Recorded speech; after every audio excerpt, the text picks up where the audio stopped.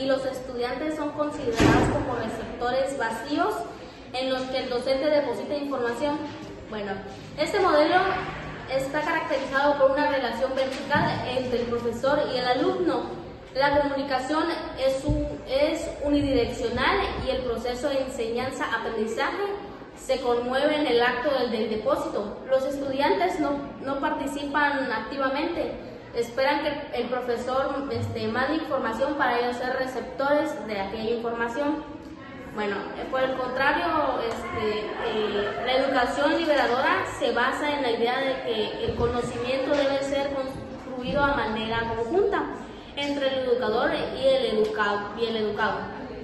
Se destaca la importancia de que los estudiantes participan activamente en el proceso educativo, cuestionan la realidad y pueden transformar su contexto social y político.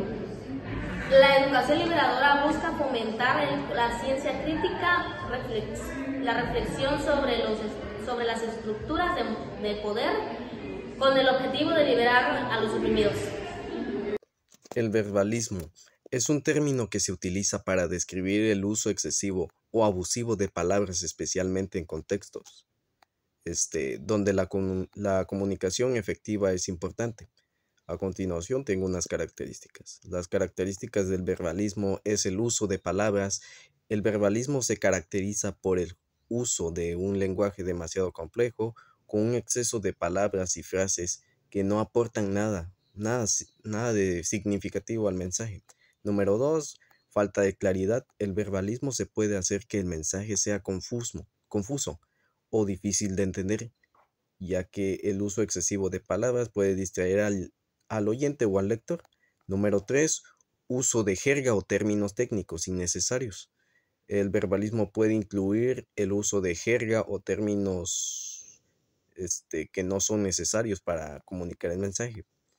Aquí hay unos ejemplos de verbalismo. El número 1 es el uso de frases largas y complejas. En consideración de la situación actual, es imperativo que se toman medidas inmediatas para abandonar el problema. El número 2 es el uso de jerga o términos técnicos innecesarios.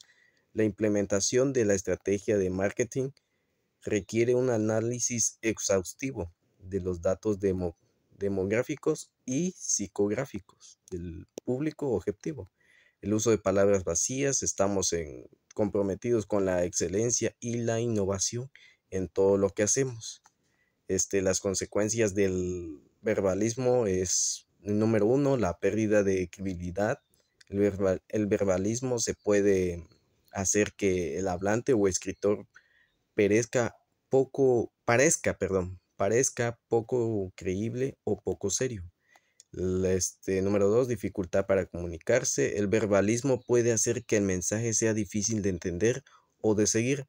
Número 3, pérdida de tiempo. El verbalismo puede hacer que el hablante o el escritor pierda tiempo y energía en comunicar un mensaje que podría haberse comunicado de manera más efectiva. En resumen, el verbalismo es un uso excesivo o abusivo de palabras que pueden hacer más difícil de entender un mensaje. Educación disertadora y narración de contenido. La educación disertadora es un modelo de pedagogía del cual el docente simplemente expone el contenido a los estudiantes de manera formal y unidireccional. El docente se diserta sobre un tema y los estudiantes se limitan a escuchar y a memorizar. Este modelo se asemeja mucho a la educación bancaria, a que no hay un espacio para el diálogo o para la participación actual de los estudiantes. En la educación disertadora, el contenido es narrado sin que se fomente una comprensión crítica ni se propicie la reflexión. Conduce a la memorización mecánica del contenido. ¿Cómo pasar de la educación bancaria a la educación liberadora? El paso de la educación bancaria a la educación liberadora implica transformar la relación entre el educador y el educando de manera que se convierta en una relación dialógica, horizontal y participativa. Esto significa que el docente debe dejar de ser un depositante de conocimiento para convertirse en un facilitador que fomente el pensamiento crítico y la reflexión. Existen algunos puntos claves para que este cambio suceda. Estos son el diálogo y la participación. Esto quiere decir que el conocimiento debe ser creado en un proceso de diálogo entre el educador y el educando, generando un ambiente de reflexión conjunta. El siguiente punto es la problematización del contenido. En lugar de narrar sin fomentar una comprensión crítica, dice que la educación liberadora debe promover la problematización de los temas para analizar su contexto y reflexionar sobre ello. Y el último punto sería la conciencia crítica. Esta se basa en desarrollar una conciencia que permita identificar las estructuras de opresión en su entorno y actuar para transformarlo. Puedo dar la conclusión de los temas anteriores. Esto quiere decir que para pasar de la educación bancaria a la educación liberadora es necesario replantear la relación que hay entre un docente y un alumno, ya como parte de la naturaleza del conocimiento en sí mismo.